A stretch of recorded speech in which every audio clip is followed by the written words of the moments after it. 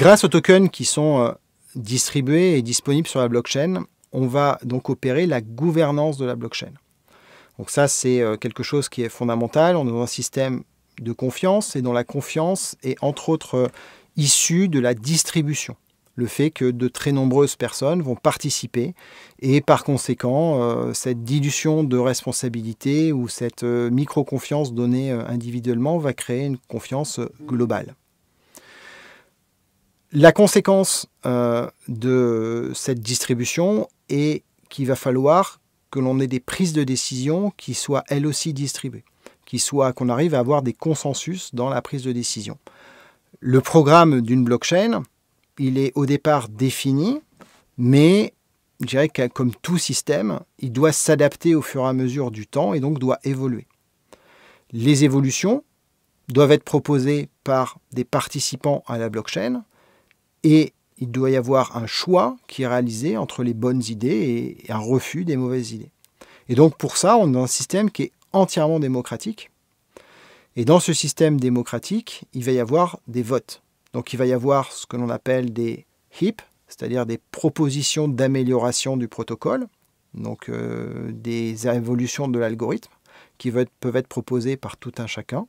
Et ensuite, cette proposition va passer au vote et la majorité va décider si oui ou non la transformation est réalisée. Comme dans tout système et règlement de copropriété, finalement, ça fonctionne exactement comme un système de copropriété dans un immeuble. Certaines décisions nécessitent la majorité, certaines décisions peuvent décider une majorité des 2/3, et ainsi de suite. Donc ça, c'est écrit dans les règles de la blockchain que selon les propositions qui sont faites, elles vont être votées et décidées et mises en place en fonction du résultat des votes. Alors le droit de vote, eh bien, il se passe un petit peu comme dans une copropriété d'appartement. Vos droits de vote est en général lié à la surface, au tantième que vous possédez. Et bien dans le cadre d'une blockchain, le droit de vote est en général lié à la quantité d'assets numériques que vous possédez. Dans certains cas, ça peut être les assets numériques que vous possédez dans votre portefeuille. Dans d'autres cas, ce peut être des assets numériques que vous avez décidé de bloquer pendant une durée donnée. L'idée, c'est d'encourager les gens à rester et s'investir dans le système de la blockchain, dans l'écosystème qui est créé, de le faire dans la durée, et pour ça, eh bien, on va demander de bloquer des tokens durant un certain temps. L'intérêt aussi de faire ça, c'est que si vous avez bloqué les tokens pendant un certain temps, les décisions que vous allez prendre ne vont pas être des décisions court terme, elles vont être des décisions long terme, puisque vous, votre objectif, quand vous allez pouvoir récupérer vos tokens, des fois c'est 4 ans plus tard ou 10 ans plus tard, quand vous allez récupérer ces tokens-là, vous voulez qu'ils aient pris de la valeur. Si les décisions que vous avez prises sont mauvaises, a priori le token va perdre de la valeur et globalement vous aurez perdu votre investissement.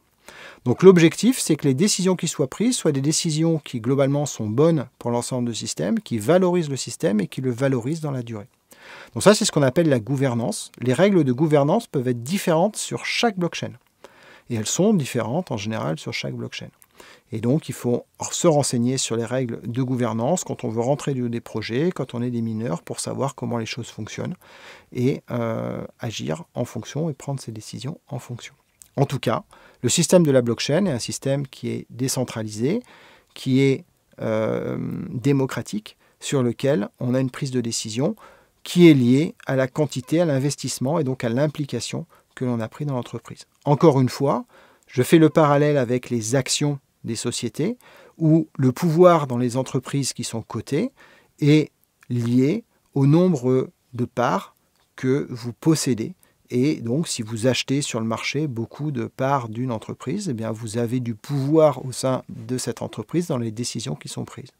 La différence étant que dans une organisation décentralisée comme une blockchain, il n'y a pas de président, il n'y a pas de directeur général, il n'y a que des mineurs ou des possesseurs d'actions, donc des actionnaires, et que les décisions, l'ensemble, l'intégralité des décisions ne sont prises que de la part des actionnaires dans les votes qu'ils vont réaliser. Il n'y a pas de décision du quotidien, l'ensemble des décisions sont prises. Avantage de ce système, c'est que, étant complètement décentralisé, eh bien, les lois des États ne peuvent s'appliquer à ce système-là. C'est ce qui fait la force et l'existence de Bitcoin depuis des années, malgré tout ce que certains peuvent en penser, en appréciant ou en n'appréciant pas, peu importe. Ce système, en fait, n'est pas guidé par des règles nationales ou même des règles d'organisation mondiale, du commerce, des finances ou quoi que ce soit, puisqu'il n'y a pas d'entité juridique vers lesquelles les États puissent se retourner. Ce sont que des individus répartis dans la totalité du monde entier qui ensemble prennent des décisions et font évoluer des algorithmes qui sont exécutés par des machines partout dans le monde. Donc les règles de la blockchain sont des règles qui sont éditées par la blockchain et qui ne sont pas des règles qui peuvent être modifiées par des États.